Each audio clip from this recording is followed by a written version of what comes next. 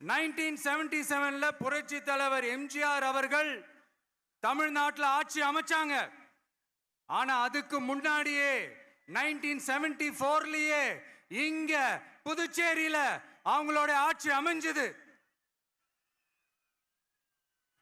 அதனாலதான் அப்பவே சொன்னாங்க, நமக்காக வந்தவர் எம்ஜிஆர், அவரை தமிழ்நாட்டில் மிஸ் பண்ணிடாதீங்கன்னு நமக்கு அலர்ட் பண்ணதே புதுச்சேரி தான். அப்படிப்பட்ட புதுச்சேரியை நம்மளால மறக்க முடியுமா? அது மட்டும் இல்ல, இங்க இருக்கிற மக்கள் தமிழ்நாடு மாதிரியே புதுச்சேரி மக்களும் என்ன கிட்டத்தட்ட ஒரு 30 வருஷமா என்ன தாங்கி பிடிச்சுக்கிட்டு இருக்கிறீங்க.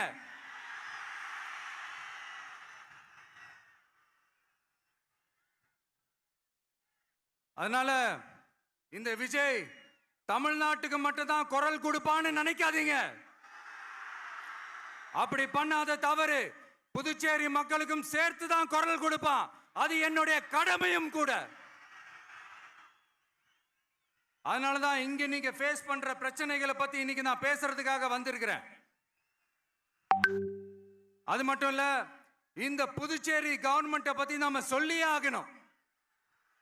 இது டெஃபினட்டா தமிழ்நாட்டில் இருக்கிற மாதிரி நம்ம திமுக கவர்மெண்ட் மாதிரி கிடையவே கிடையாது.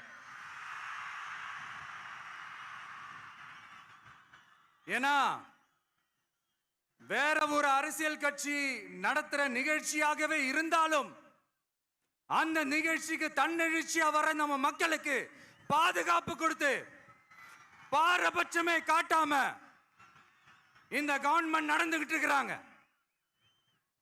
அப்படிப்பட்ட இந்த புதுச்சேரி கவர்மெண்ட்டுக்கும் நம்ம புதுச்சேரி சிஎம் சார் அவர்களுக்கும் இந்த நேரத்தில் என்னுடைய மனப்பூர்வமான நன்றிகளை தெரிவிச்சுக்கிறேன். இத பார்த்தாவது தமிழ்நாட்டில் இருக்கிற அந்த திமுக கவர்மெண்ட் கத்துக்கிட்டா நல்லா இருக்கும்.